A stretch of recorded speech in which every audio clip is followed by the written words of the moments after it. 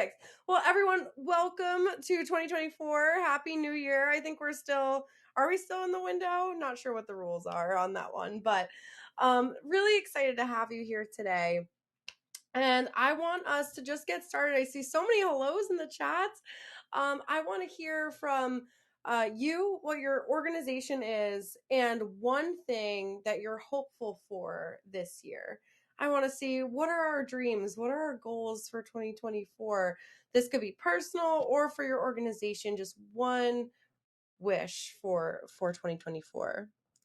So as those are coming in, I want to let everyone know that this webinar is being recorded. So if you miss anything, you're going to get the recording in your inbox tomorrow. It's all good. And you will get the slides as well. And we'll send a package of resources along with it. So if you miss any of the links or anything today, you'll get it in your inbox tomorrow. So I love just so many responses already coming in from you guys. I saw, someone hoping for peace on earth. I want that too. There's just so much coming in. It's hard to catch up with it. I saw donor retention, increasing donor retention, getting some corporate sponsors, new donor acquisition, really hoping to support more and make more of an impact for vets and children that they're serving. Work towards our fundraising goals to build that plan that will help make that more sustainable. This is a perfect webinar for you. And there's so much more coming in, so keep it going. Really want to keep you all engaged here today. And I'm excited to get started with our content. And so I'm going to put my slides up on the screen. And I just want to welcome you all again to Envision Growth. Create the best marketing plan for your nonprofit in 2024. So I am really excited to kick off our webinar today and dive into everything. But before I do that, if you're not familiar with me, I'll just do a brief intro of myself. I'm the director of events here at Community Boost. I've been here for about 2 years, leading the effort on the Nonprofit Marketing Summit, helping us serve over 100,000 nonprofit organizations. In the time I've been here, it's been really incredible providing content like this for nonprofits. So shout out if you've ever been to the Nonprofit Marketing Summit before. Excited to see you here. And before I did this, I worked at a fundraising platform for about 6.5 years, helping nonprofits like yourselves implement their digital marketing strategies and fundraising strategies as well. So excited to have you here today. I want to share a little bit more about Community Boost before I get too far into this. So Community Boost, who's hosting this lovely webinar today, is a digital marketing agency that exists to empower nonprofits with high impact digital marketing so you can change the world.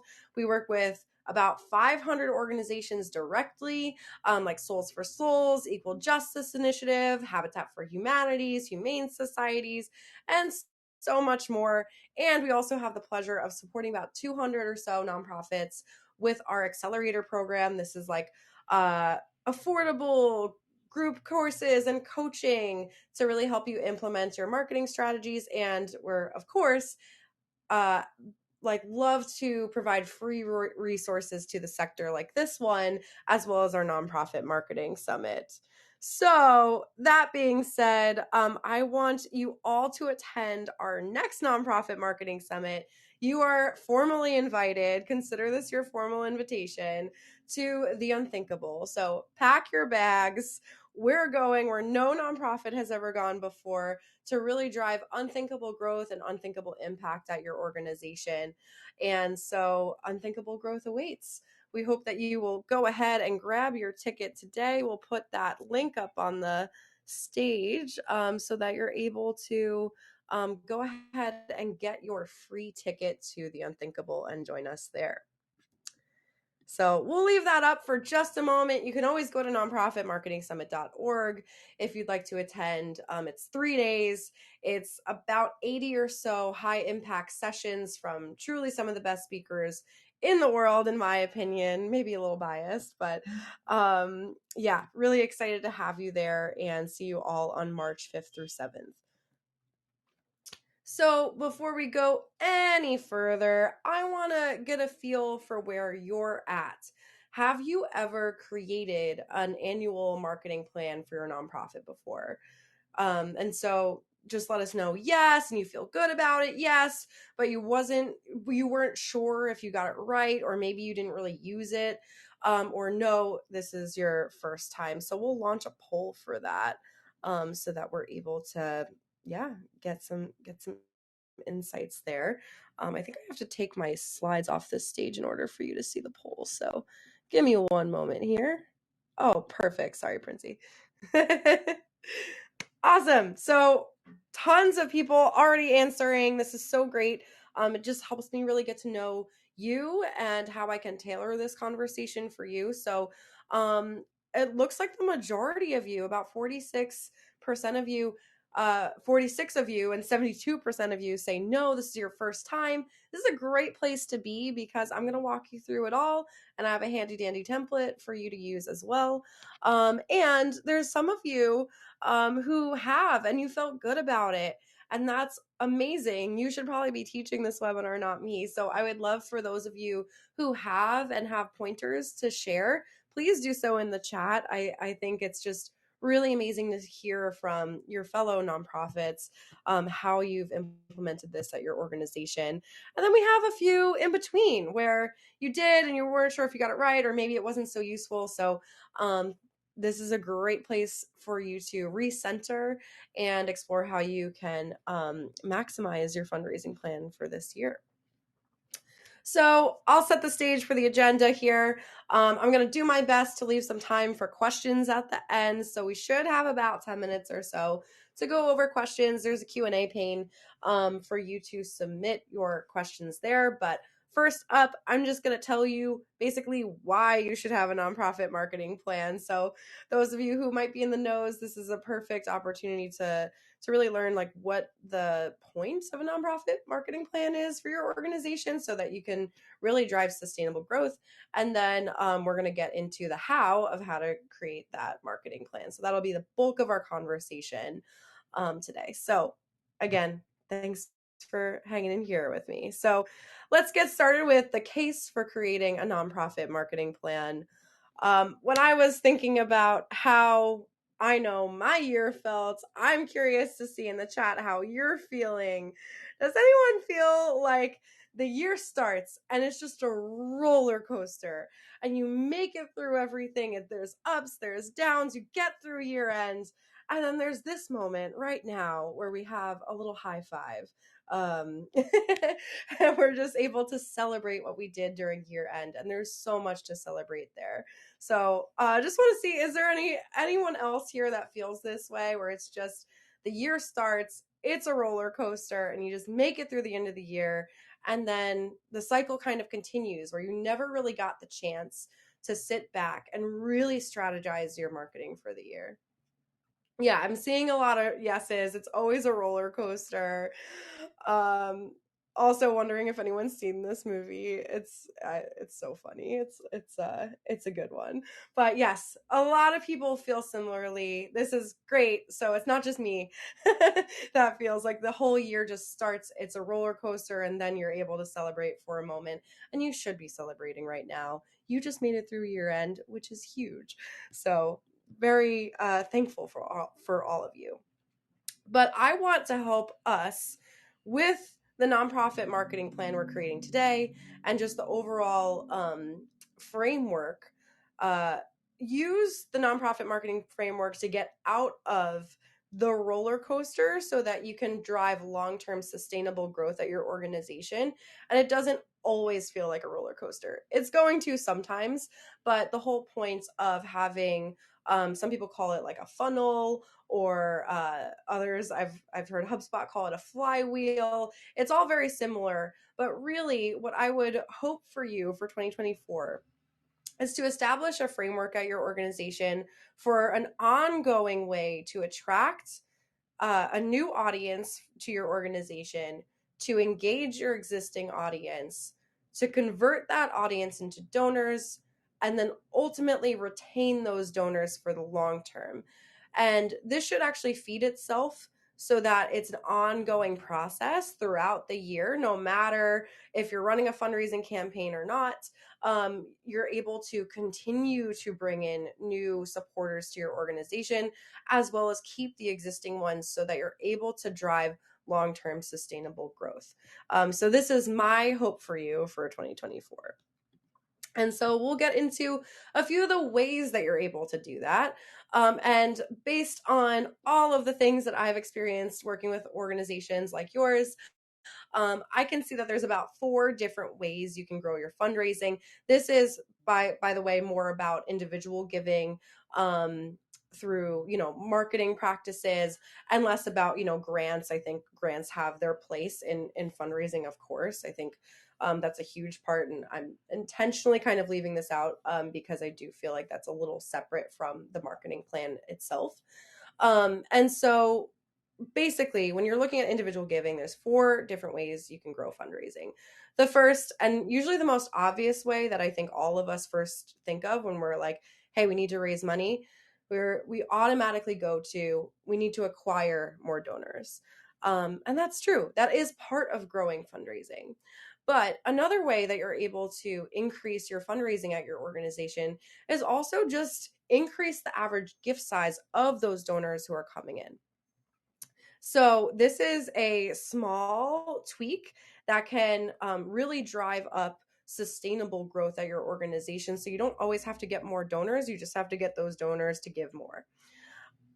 And the next one is, once they do donate, you want to increase your donor retention. So this is the kind of hidden way to increase fundraising at your organization, because if you can get more of your donors who just gave during year end or gave in 2023 to give again this year, and increase that percent, you're going to bring in a lot, and I mean a lot more funds for your organization this year, just by keeping the people who are already in your network and already supporters of your organization. And the last way is to increase your return on investment.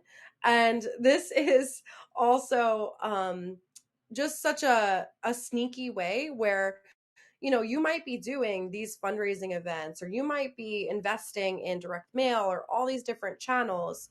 And one of the things is, yeah, we raised a lot of money from it, but how much money did we spend in order to raise that much? So taking a look at return on investment and keeping really high return on investment is another way that you can increase fundraising, because if you're spending less and you're raising more, of course, that ends up with a net profit for you guys. So that's 4 ways we can kind of consider this, and this will get baked into your marketing plan throughout the year. And I just want us to kind of keep these 4 ideas in mind for the rest of the conversation.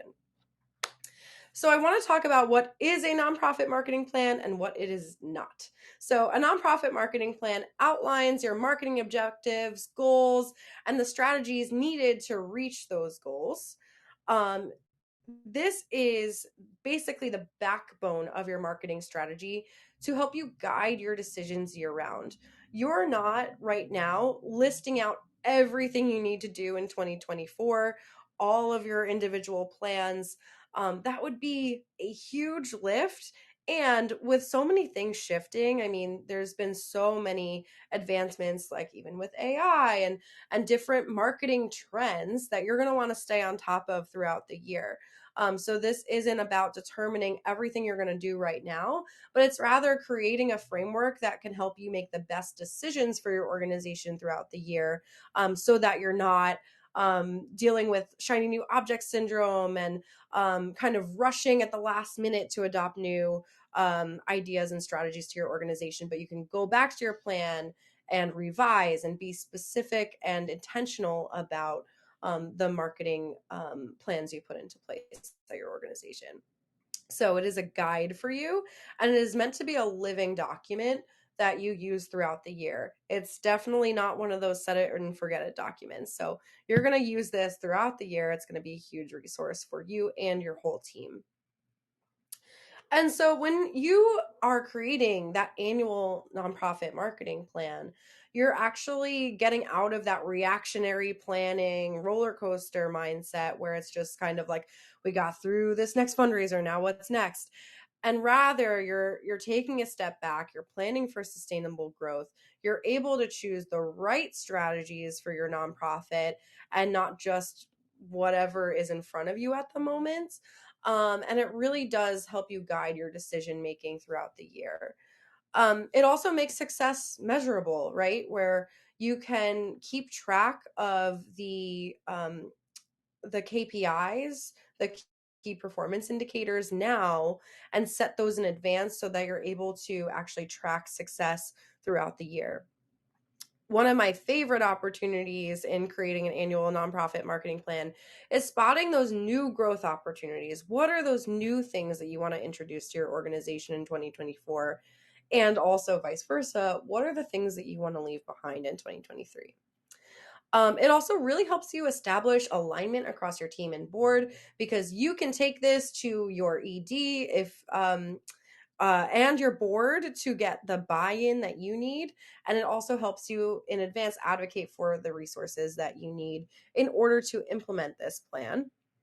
And it can really inform and streamline your communication strategy, where you're setting up a lot of the audiences that you're looking to target and your personas, and using that insight to frame all of your communications throughout the year. So, tons of advantages. Just curious if anyone sees any other advantages, or maybe something that you didn't really like about a nonprofit marketing plan. You can put it in the chat. Really interested in all of your insights. To help us guide this whole conversation today, we do have our 2024 Guide to Nonprofit Marketing Success. So you're able to get this template, and we're actually walking through step by step every part of this template for the rest of the conversation. So this is something that you're going to be able to take home, fill in, and really implement at your nonprofit. So go ahead, get your marketing plan, and I want to keep it moving. All right. So let's get into the how. We talked about the why. Now let's talk about the how, to create that 2024 marketing plan that is really going to help you drive ongoing success throughout the year. So there is about 8 parts to this.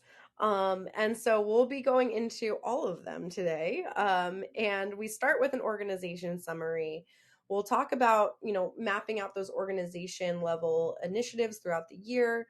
I would love for you all to do a SWOT analysis, and we'll get into that. We're going to talk about your target audience. We're going to talk about developing a donor persona. We're going to also dive into competitive analysis, which I've heard some, not everyone agrees that we should be doing a competitive analysis, but I actually see a lot of strengths to it for organizations. Smart marketing goals, how you can set marketing goals that will really help you drive success, but in a way that is um, actually measurable, trackable, and realistic. And also defining those strategies and specific KPIs that you'll want to use throughout the year. So let's get into it. When we break it down, there's 8 things, but there's really fundamentally 3 steps to creating your marketing plan. And the first step is just organization alignment. So for the next few steps, we're going to dive into how you can align marketing with overall organization mission, vision, and your overall goals for the year. So I really like to kind of think of this as kind of working backwards, where I feel like for so many organizations, you have the things that you're working on and you have the strategies that you already have in place. But I like to see this as the opportunity for you to refocus on what is our vision, what is our mission, and what are actually the strategies that align with that vision and mission. And what are the strategies that are going to make the biggest impact in moving towards mission success and driving that growth at your organization. And so it's really simple. I also think there's a huge advantage to doing just a easy organization summary. Have on one piece of paper what's our vision, what's our mission. It's on your website. Do you have it in a centralized doc? So this is super simple. Hopefully, you already have it mapped out on your website and you can copy and paste it into the document. But I do think it's really important to, yeah, go back to that mission and say, what initiatives fit with our mission when it comes to our marketing and fundraising strategies. What's also really helpful is just to have a general overview, organization name, location, years you've been servicing your community, and the overall impact to date. So you might want to go back to some of those annual reports, calculate your impact from last year, and have this on hand. So when you're promoting anything, it could be anything on social media, it can be for any initiatives throughout the year, you have this on hand and it can be something that you share with your team, any new team members that come on. It makes it a lot easier to onboard people, and you have that central place to look for everything. Same thing with the team members. I love just like listing out your whole team, who works here, what do they do, their unique strengths, and that can help you actually kind of tap into more team resources that you might not have previously thought of, where you're able to maybe identify some team members who might be able to help you share the load of implementing a lot of your marketing strategy for the year, and also who you need to get buy-in from as well. So super simple, just mapping out that organization summary. We have a pretty good example in that template that I just shared. There's a QR code up still, so if you want to still download that, you're able to see it. And so what I really just recommend for organization summary is to keep it simple, keep it concise. Take a look at your website. And sometimes when you're pulling things from your website and you're starting to just really focus in on what our overall impact is, there might be some significant updates that you want to make to really share on your website all the impact that you've created since your organization has started. Or you might want to update, maybe even revise what that mission looks like if that has changed in the last few years. What also kind of helps me sometimes is to present it visually. I have a little example here where it talks about vision, mission, and the values, and that way, I'm a visual learner. I think that it helps me digest information better. So just consider, using Canva or a tool to also present this information visually, so it's not just living in a document, and you're able to potentially use this for other things that your organization needs throughout the year. All right. So next up, when we're creating our nonprofit marketing plan, we want to go back to the fundamental organization initiatives that you're doing this year. So this is usually important if you're not the ED at your organization, to connect with your ED, connect with your CEO, and potentially even your board as well, to explore what are we really hoping to, as an organization, achieve in 2024. Are we launching a new program? Do we want to have a focus on donor retention? What is, our main initiatives that we're working towards this year? Usually for organizations, there's between like maybe like I would say around 3 main initiatives that you're working towards during the year. Of course, there's going to be other smaller things, but think about really how much you want to raise this year, and then also the breakdown of that between online and offline gifts and grants, and that's a really good place to start. And then if you're launching something new, like a new program, you'll want to like create a marketing plan around that. So that'll go into those top level organization initiatives that will impact your marketing.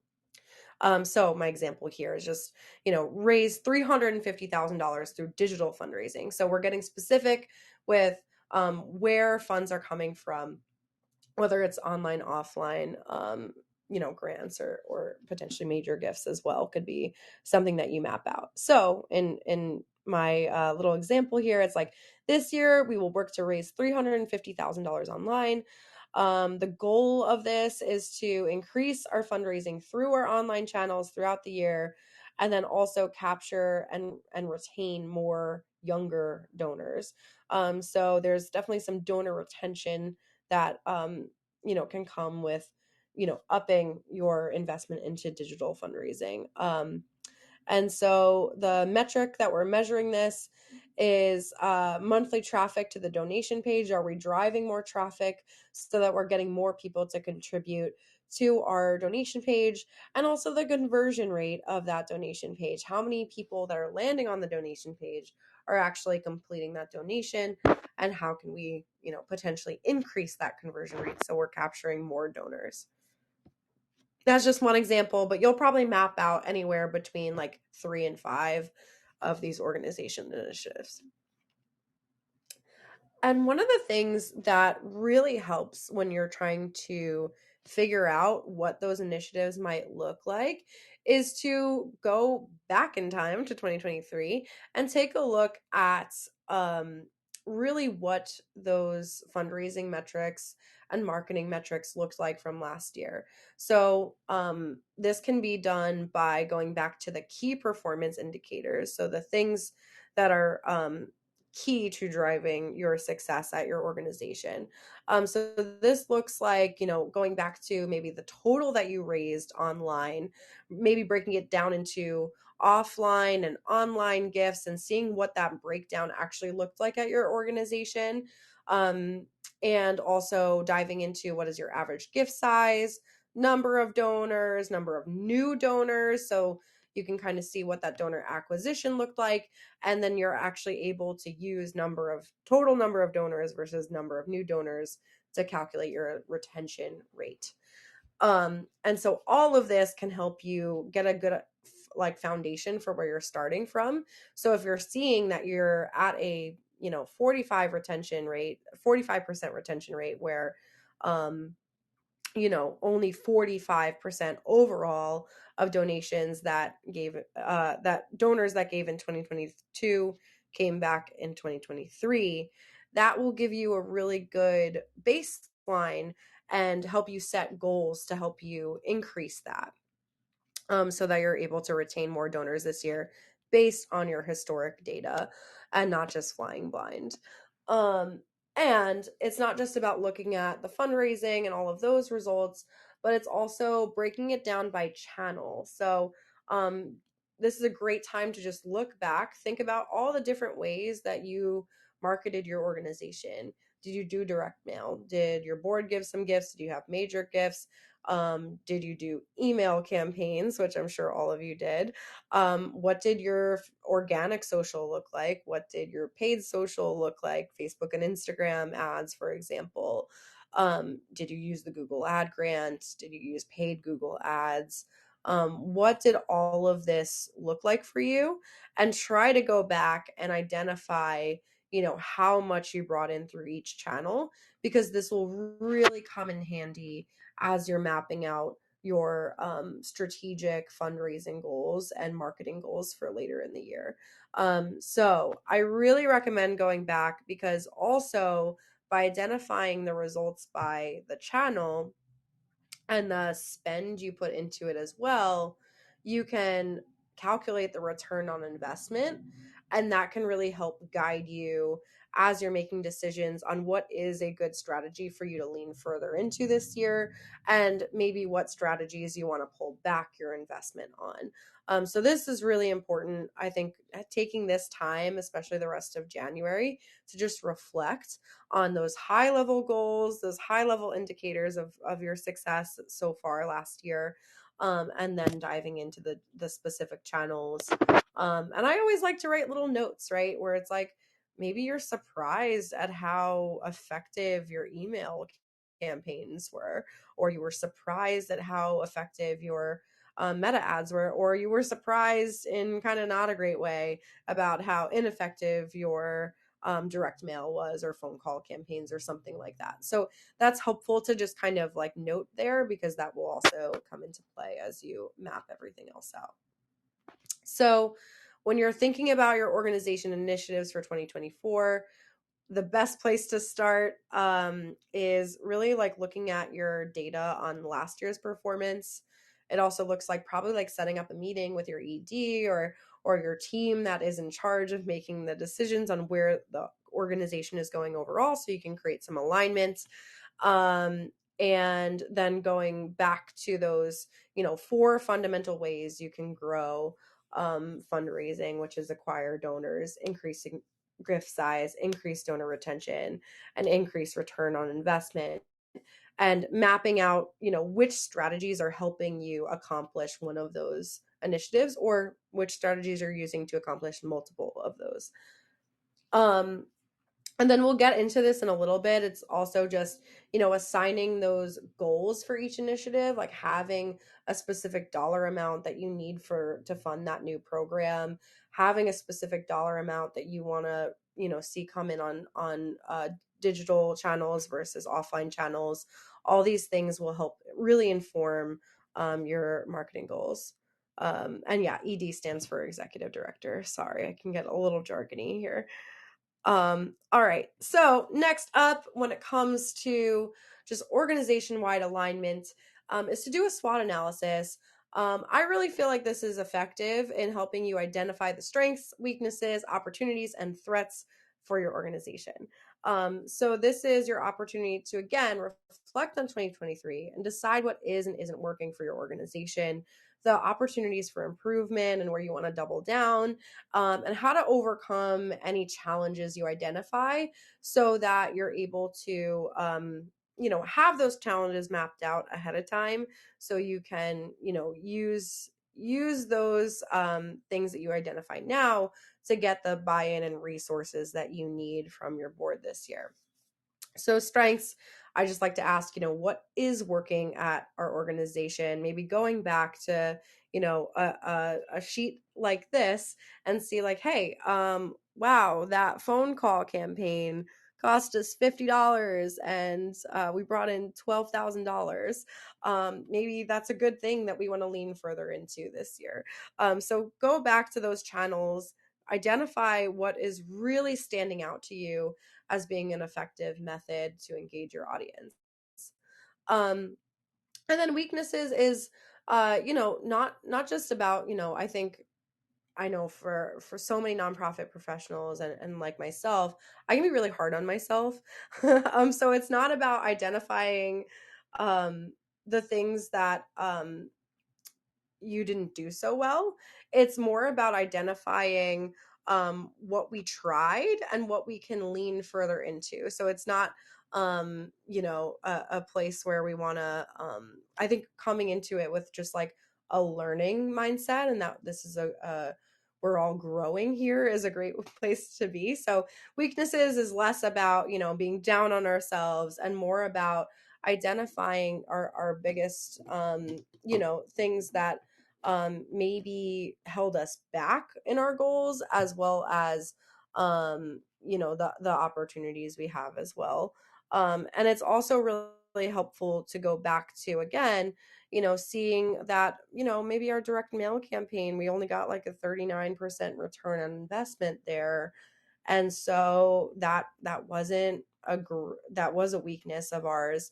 Can we remove that, or can we scope it down so that we're putting our dollars and our efforts to the things that are going to be most effective at our organization?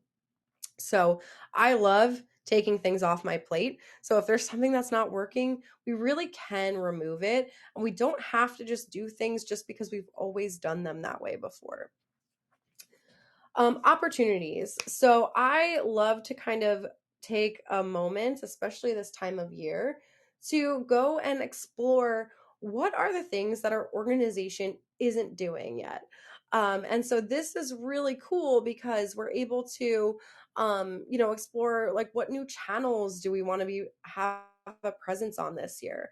Maybe we want to invest in some time in exploring if TikTok can work for our organization, and just exploring, the things that we haven't tapped into yet but would like to, and try to identify in what ways this can still help you achieve those overall organization initiatives that you're working for.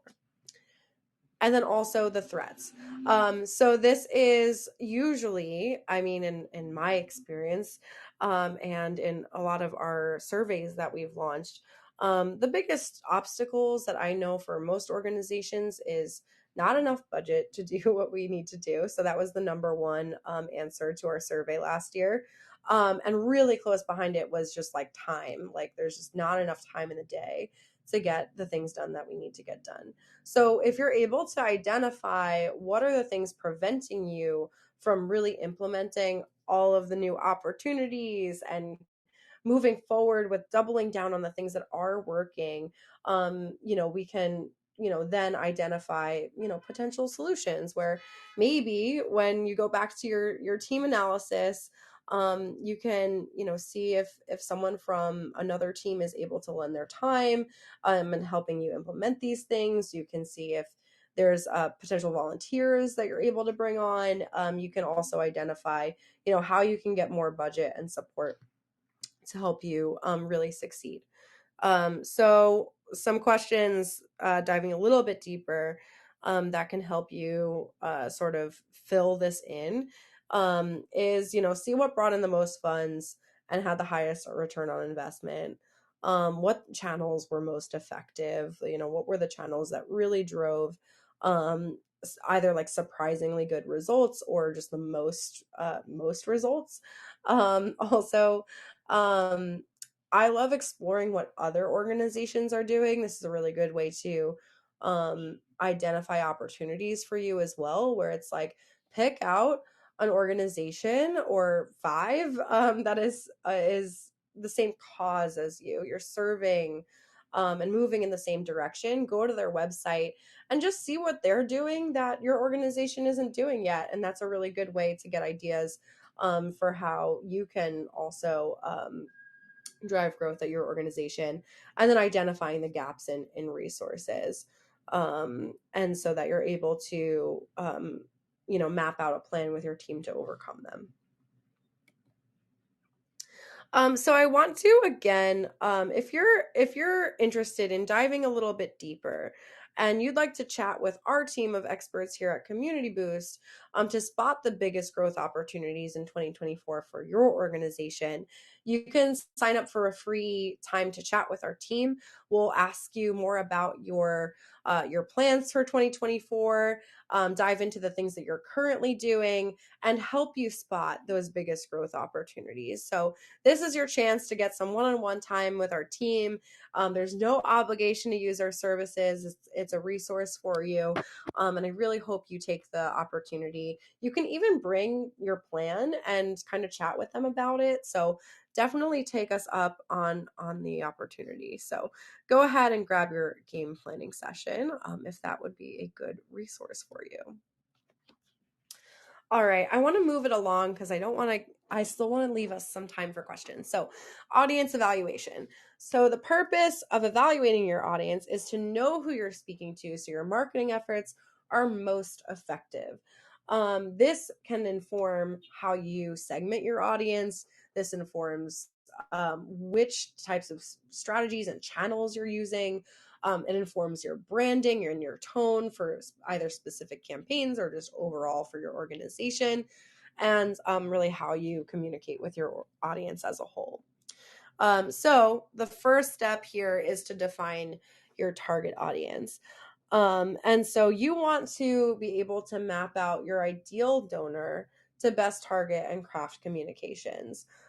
So you can focus on characteristics like age, location, any like pain points or potentially like triggering events that prompted them to give to your organization, or would prompt them to give to your organization, any particular hobbies, personal challenges or goals, like their career. All of these things factor into your target audience. So for most organizations I know, you can identify one target audience, but that's likely not the case. There's probably a couple of different audiences in there. So I really encourage you to try to like segment out by demographics and see, what the average person within that demographic looks like. So for example, a coastal preservation nonprofit would target potentially people between the ages of 21 through 25 to 35. These individuals may experience damage or pollution of the waterways in their neighborhood. So, they're probably living in a coastal area. They're male and female. They're college educated. They're active outdoors. That can also help you identify again, the locations where these people might be um, living. And so when you try to best identify who is giving to you, this can really, really help you know how to communicate to them. So yeah, I would just go back to your current database, look through any similarities in demographics, and probably segment them a couple of different ways. What you can also do, if you're just not sure and don't know where to start, have a donor survey. Ask them their demographic information. Ask them, why they gave to your organization, and get an idea of what they like to do in their spare time. There's so many times where we just rely on the data, but we don't seek to go out and get it ourselves. And this is such a great opportunity because a lot of times, donors like the opportunity to build the relationship back with you. I feel like we see marketing and communications of us talking to our donors, but this launching a donor survey also opens up a conversation for your donors to talk back with you and creates that conversation, and helps you get that foundation for your marketing. Um, and then you can also explore who similar organizations are targeting. So take a look at their website, take a look at their social media and the ways that they talk maybe differently on those different platforms, because that can also give you an idea of what demographics they might be targeting as well. And that can help shape you. I'm all about just learning from others in the sector. And with this, once you have identified one or two or potentially even three target audiences, you can move into creating a donor persona. This really helps you translate just pure information and knowledge of like, okay, these people are generally within this demographic, and puts a face and name to it so that you can talk to this person as if they are a real person, because they are. So it identifies and defines the characteristics and personifies it, so you can really be able to talk with them more conversationally and have better communications overall. So it goes into their likes, dislikes, needs, expectations, desires, motivations for giving, their demographics, their attitudes or perceptions about the world. This could go into, their political standpoint, and also the behaviors of a segmented group of donors, and assigns them to an actual character.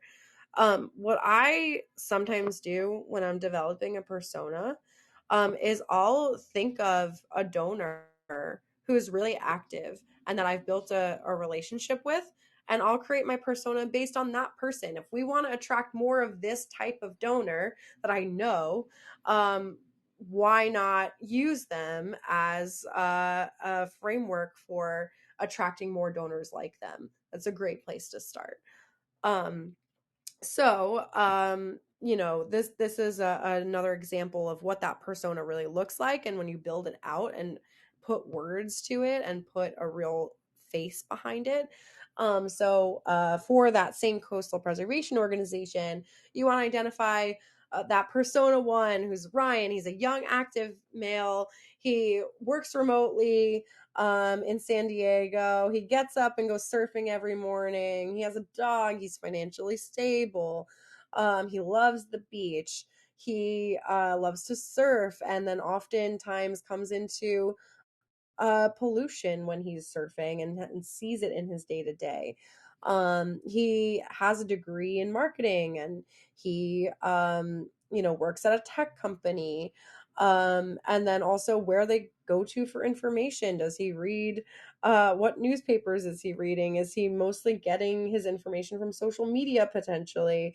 And he also uses his phone most of the time to do searches. So all of this can help you better understand, how you can get more donors like Ryan, and what places your organization should be showing up with in order to get him as a donor and through the door. And I want to talk a little bit about competitive analysis. So, next up is really just identify what makes your organization unique and opportunities for improvement. So, um, I really like to explore organizations with similar missions. You can always partner with organizations with similar missions, by the way. I think the more that we work together, the more we're able to amplify our cause and amplify our missions, and not look at it from a place of scarcity, where you're competing for donors, but rather a place of abundance where there's plenty of donors out there, and some of them are going to be a better fit for your organization. And why are they a better fit for your organization? So when you're doing this competitive analysis, I want to encourage you to come from that place of abundance and partnership mindset, but also look at what actually makes your organization unique, because this is a really powerful way that can help you have better messaging around your services. So, what is your organization doing that no other organization is doing with the same cause and mission? Um, and that can help you get really specific and get more donors and be like, hey, this is something that no other organization is doing. And I guarantee you that there's something your organization that is doing that is unique. And then it also can, in turn, if you see something that they're doing that's unique, or they're doing that's seems like a little bit more along the line than you are right now, that can also inspire your plans for the year. So a competitive analysis example could look like, um, you know, exploring what other coastal preservation organizations are doing. So, this organization A is a nonprofit that organizes community events to clean the coastline, and then exploring how we compete. So maybe you did a search, you probably searched on Google, and you saw that they're running paid Google ads, or had a Google ad just right up at the top of the page. Whenever you searched coastal preservation organization, for example, or whatever keyword that your organization is trying to rank for, if you're seeing someone else come up right at the top of the page, you can see, oh, wow, they have an ad running.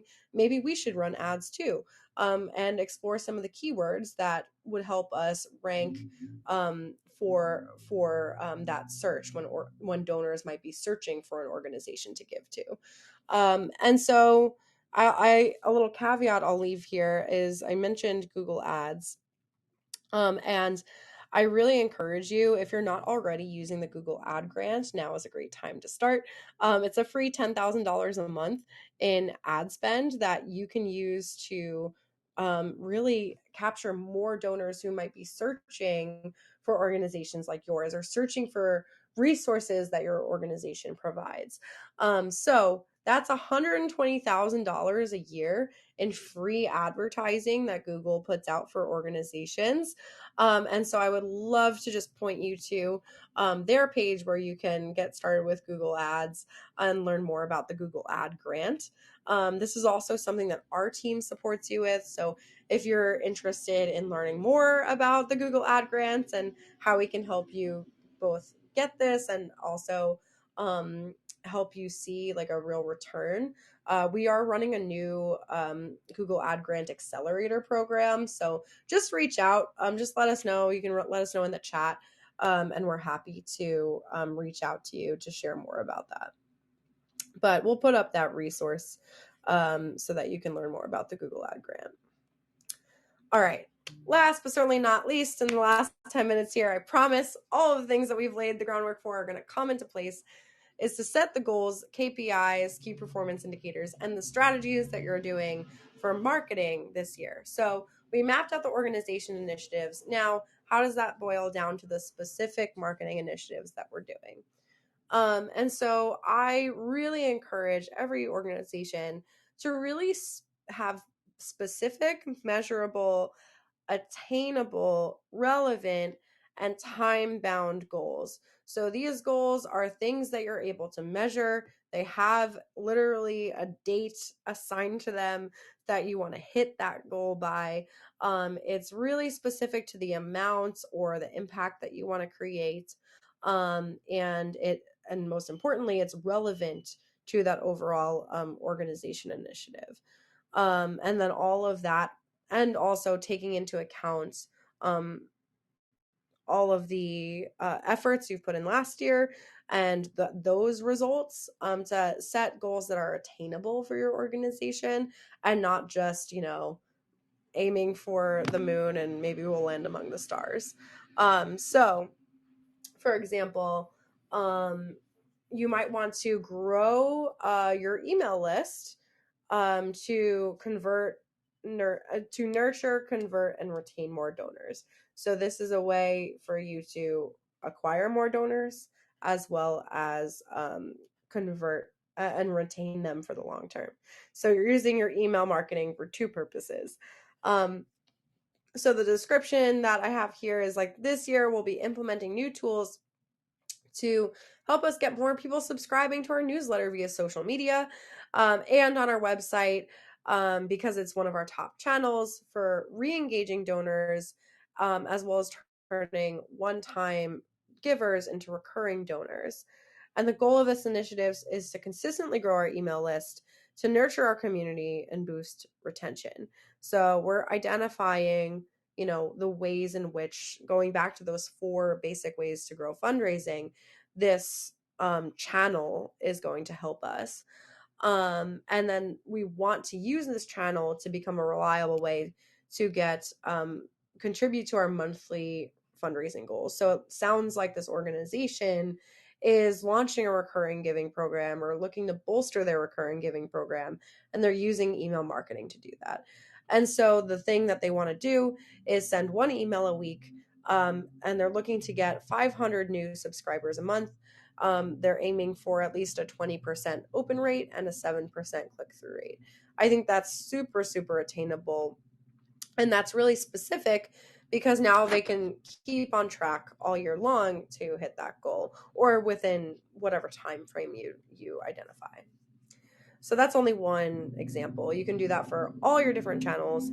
And so I really like to identify what those key performance indicators are for each channel, so that you're able to keep track of the right stats to measure success by, and stay on track for that success. And so what's also good here is you're going to use those personas and those target audiences to target different audiences, because you can break up your email list and have a couple of different segments where this segment is for our donors that give a large gift once a year, and you're going to communicate with them differently than people who just signed up for your email newsletter.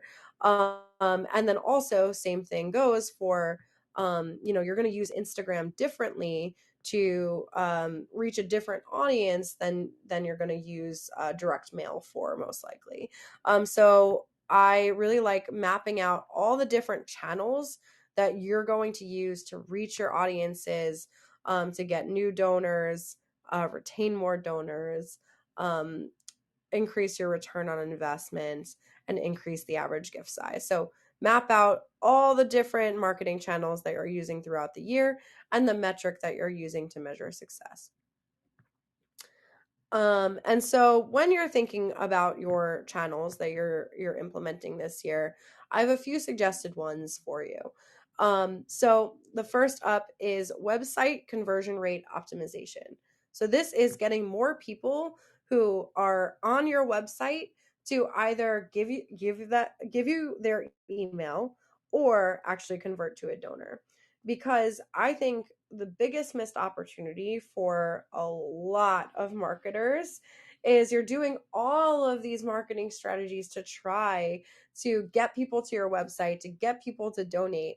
But if your website and your donation page isn't maximized for optimization, if you're not converting as many donors or as many website visitors as possible, you're missing out. So even a few small tweaks to your website can help you get way more impact out of your marketing efforts. So I recommend starting with your website and seeing the ways you can increase your conversion rates, because it's going to help you all year round drive more success.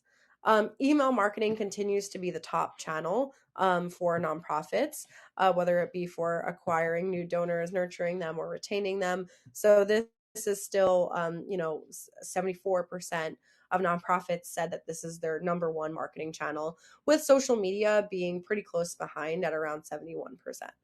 So email marketing, social media, still organic. And then thinking about incorporating short form video. This is still really popular with TikTok and Reels, and any videos are really, really engaging beyond just posting a picture. I really encourage you to think about paid social advertising, as this continues to be a way, especially with Facebook and Instagram ads, to really convert those who give you their email and are interested in your organization to actually become a donor. It's a really great tool for that, as well as a great tool for marketing to those who have engaged with your organization or have engaged with similar organizations. The Google ad grant, like I mentioned, don't sleep on it. It's $120,000 in free advertising for your organization. It's a great opportunity. You can do a lot of remarketing with YouTube and display ads for low cost that offer high return.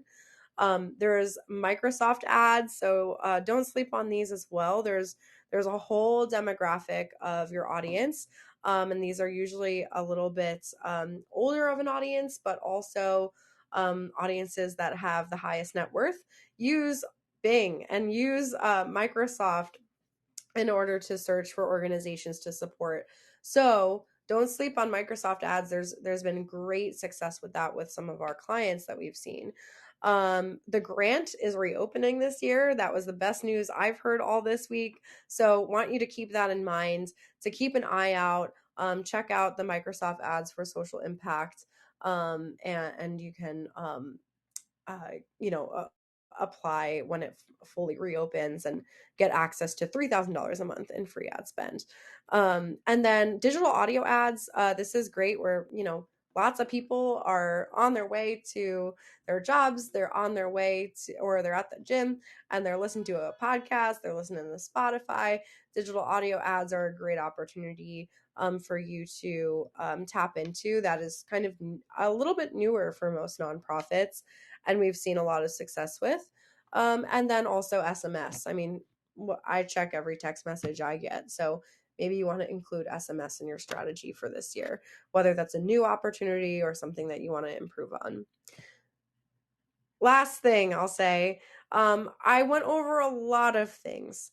And many of these channels I couldn't dive into. There just wasn't enough time to get into all of the nitty gritty details that can help you map out your success all year long. But hopefully, this is a good foundation to help you set your organization up for success. So, when you join us at the Nonprofit Marketing Summit, The Unthinkable, we're actually going over pretty much all of those channels that you just heard about and how your organization can really leverage them. So if you're interested in learning more about those channels and how you can really scale marketing and how you can make unthinkable impact at your organization this year, come to The Unthinkable on March 5th through 7th. It's completely free. It's all virtual. And last but certainly not least, I'll stay on for a few more minutes just to talk about any Q&A that we have, but get that free 2024 marketing game planning session so you can map out your goals. Still not used to it yet. Obviously, I'm still right in 2023. So you can map out your 2024 game plan. this year, and we'll be able to spend some time with you to map that out for success. But really thankful for your time today. Would love to just hear any questions that you have. So I'm going to take a quick look at the chat. Thank you so much, everyone, for coming. I really appreciate your time. All right, let's get into some of these.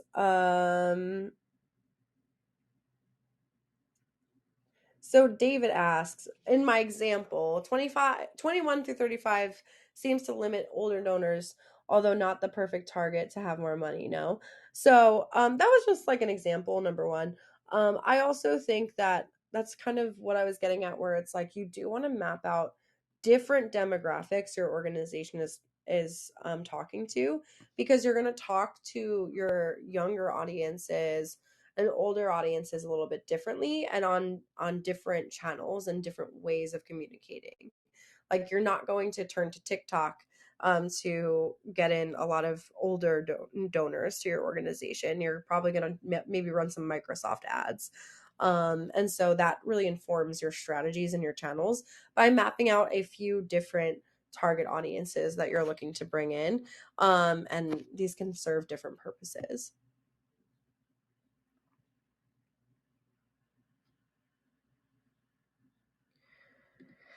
Pastor Joe, great question. Is there any help to set up a Google Ad Grants without paying you $2,500 a year? You can go ahead and book some time with our team. We're happy to help guide you on just like the Google Ad Grant setup for your organization. I do know that there are some opportunities that I would love for our team to follow up with you on as well, more specifically to help you launch your Google Ad Grants. And so, yeah, I'll have our team follow up more directly and help you get set up with that while working with your budget. Awesome. Jamie asks, how often do you recommend sending out emails and doing social posts? Also, what are your thoughts on a YouTube podcast to raise awareness? I think a YouTube podcast could be really great. I always just recommend testing. You might want to try out doing a podcast and then have it on a few different platforms, or maybe you find success on on a specific platform and are able to really double down on it. So I think starting small and growing is always a great way to go, and testing the waters and seeing how it works for your organization. And I guess same thing goes for emails. Like I recommend, like, I mean, my inbox has tons of companies that send me emails literally every day. So I think same thing goes for your nonprofits, where it's like we have this fear that people don't want to hear from us. Um, and like how much is too much. And I will say I've literally never seen an organization that emailed too much. I've never seen it. So I think whatever you're doing already, just kind of keep in mind that it takes about eight touch points with a donor or with a prospective donor in order to actually get them to make a sale, or rather make a donation. This is kind of like a basic like sales principle, but it also applies to donations. So consider like sending, I would say, at least one email a week. I would probably do some segmented emails and do a few emails a week. And what's great is that you can test it and see, oh, we sent out 3 emails a week, and that seemed to really be our peak, where we got a ton of engagement. But when we sent 5 emails a week, it was a little too much. So I would do some testing, start with minimum one, but really grow from there. Social posts, I mean, it definitely depends on the platform, like where we see a lot of success with posting on like TikTok or Instagram at least 3 times a week, Facebook more like two. But again, this is something that can vary depending on the platform, and can really help when you do some testing with frequency to figure out what works best for your audience and your organization.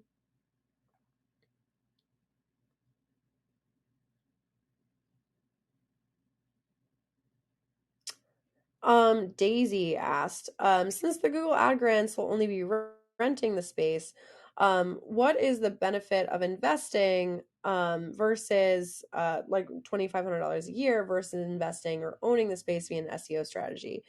Um, the best things happen when you use these strategies together. So you can have your SEO strategy in place, which is something that we also help nonprofits implement if you're interested. Um, and so you can own that. But there's going to be advantages when you're able to get that instant success while you're building SEO. SEO takes a little while. In my experience, it takes about 6 months to really see a big jump in traffic and return. So, in the meantime, when you're leveraging, like, number one, you don't have to pay $2,500 a year to us to run the Google Ad Grant. The Google Ad Grant is free. It's literally a free $10,000 a month in ad spend for your organization. You can go on Google for nonprofits right now, and you're able to get that free ad spend for your organization.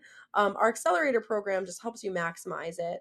And so that $2,500 a year that you invest can easily have a really high return on investment. And we actually are guaranteeing that you see ROI after 4 months.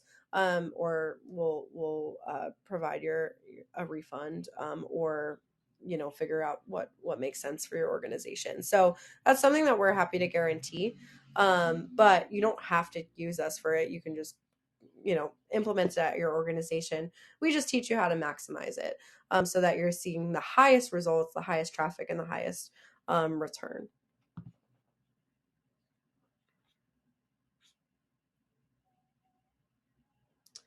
All right. I would love to continue the conversation.